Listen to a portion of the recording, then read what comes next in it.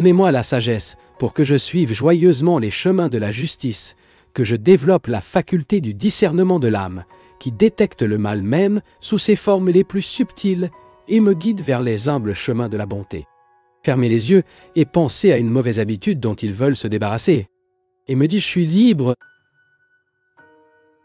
de cette habitude maintenant. Je suis libre. Soutenez cette pensée de la liberté et oubliez la mauvaise habitude. Répétez avec moi. Je vais rénover ma conscience en cette nouvelle année. Je suis une nouvelle personne et je changerai ma conscience encore et encore, jusqu'à ce qu'elle ait jeté toute l'obscurité de l'ignorance et manifesté la lumière brillante de l'esprit dont l'image a été faite. Oh! Instructeur divin me fait comprendre que bien que la tristesse de mon ignorance soit très antique, avec l'aube de votre lumière, l'obscurité disparaîtra comme s'il n'avait jamais existé. Si vous avez renoncé à avoir l'espoir d'être heureux un jour, soyez heureux. Ne perdez jamais espoir. Votre âme, reflet de l'esprit, éternellement plein de joie, il est essentiellement son propre bonheur. Si c'est le bonheur ce que vous voulez, avez-vous. Rien ne peut vous empêcher. Le bonheur dépend dans une certaine mesure des conditions externes, mais surtout de nos attitudes mentales.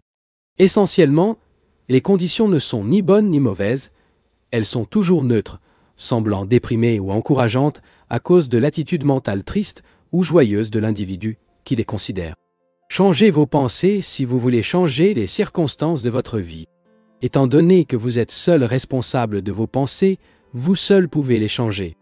Vous voudrez le faire lorsque vous comprenez que chaque pensée crée des choses en fonction de sa propre nature. N'oubliez pas que cette loi agit toujours et que ce que vous montrez est toujours conforme au type de pensée que vous avez habituellement. Par conséquent, commencez maintenant à ne pas avoir les pensées qui vous apporteront la santé et le bonheur. L'homme doit comprendre que sa propre information contrôle les atomes du corps. Il ne doit pas être confiné à l'étroitesse de sa chambre mentale. Respirez l'air frais des pensées et opinions vitales des autres. Éliminez les pensées toxiques de découragement, de mécontentement, de désespoir. Boire de la vitalité et recevoir la nutrition d'autres esprits qui ont progressé matériellement et spirituellement. Je parle abondamment avec les pensées créatives existantes en vous et en vous. Faites de longues visites mentales à travers les chemins de confiance de soi. Exercice avec les instruments de jugement, d'introspection et d'initiative. L'esprit étant le cerveau, la sensibilité et la perception de toutes les cellules vivantes peuvent garder le corps humain bien disposé ou déprimé. L'esprit est la reine et tous ces sujets cellulaires se comportent exactement selon les dictats de la vraie dame. En plus de nous préoccuper de la valeur nutritionnelle de nos repas quotidiens, nous devons également considérer le potentiel nutritionnel du menu psychologique qui nous soucions. Vous affirmez la tristesse tout le temps. Il existe donc, lui nier dans son esprit, et elle n'existera plus. Affirmer le moi de cette manière est ce que j'appelle un héros chez l'homme. C'est ce qui constitue sa nature essentielle, ou divine. Pour être libre de tristesse, l'homme a tendance à affirmer son moi héroïque dans toutes ses activités quotidiennes. Si vous ne choisissez pas d'être heureux, personne ne peut le rendre heureux. Ne blâmez pas Dieu pour cela.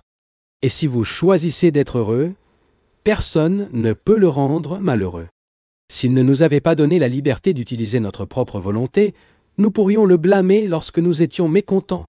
Mais il nous a certainement donné cette liberté. Nous faisons notre vie ce que c'est. Nous souffrons souvent sans faire un effort pour changer.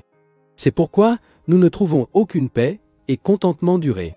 Si nous persistons, nous serions certainement en mesure de surmonter toutes les difficultés. Nous devons nous efforcer de passer du malheur au bonheur, du découragement à courage. La racine de la tristesse réside dans l'absence d'héroïsme et de courage dans le caractère de l'homme ordinaire. Lorsque l'élément héroïque de la structure mentale d'une personne est manquant, son esprit devient sensible aux menaces des peines de la vie. Les gens forts sont généralement les plus heureux. Ils ne blâment pas les autres pour les difficultés qui peuvent généralement réassembler leurs propres actions et leur manque de compréhension. Ils savent que personne n'a de pouvoir d'ajouter ou de soustraire quelque chose de leur bonheur, à moins qu'ils ne soient eux-mêmes si faibles qu'ils permettent aux pensées défavorables et aux actions émouvantes des autres de les affecter. Alors que le conquérant de l'homme est éveillé, aucune tristesse ne peut projeter son ombre sur le seuil de son cœur. Réveillez l'homme victorieux en vous-même. Soulevez le héros endormi, et ici aucune tristesse ne l'oppression jamais. Votre bonheur suprême est toujours prêt à vouloir apprendre et se comporter moyen approprié. Plus vous vous améliorez, plus vous élèverez les autres autour de vous. L'homme qui se perfectionne est de plus en plus un homme heureux. Et plus vous devenez heureux, plus les gens autour de vous seront heureux. Évitez le traitement négatif de la vie. Pourquoi regarder les égouts alors qu'il y a tant de choses adorables autour de vous? Il peut être défectueux même dans les plus grands chefs-d'œuvre de l'art, de la musique et de la littérature. N'est-il pas, cependant, mieux profiter du charme et de la gloire de ces œuvres? Presque tout le monde connaît les figures des 3 petits singes qui illustrent le proverbe. Je ne le vois pas mal, je n'entends pas le mal, je n'échoue pas le mal. Je souligne un traitement positif. Je vois ce qui est bon, j'entends ce qui est bon et échoue ce qui est bon. Eh bien, est mauvais, positif et négatif. Les deux existent dans ce monde. Essayant de maintenir une conscience positive, beaucoup de gens ont une peur irrationnelle des pensées négatives. Il est inutile de nier qu'ils existent, mais vous ne devriez pas non plus les craindre. Utilisez votre discernement pour analyser les mauvaises pensées, puis se termine avec eux. La vie a un côté lumineux et un côté sombre, car le monde de la relativité est fait de lumière et d'ombre. Si vous permettez à vos pensées de garer le mal, vous deviendrez horrible. Voir juste bien dans tout, afin d'absorber la qualité de la beauté. Penser, lire et répéter de vraies déclarations avec une grande attention aide à éliminer la négativité et à établir une attitude positive dans votre esprit.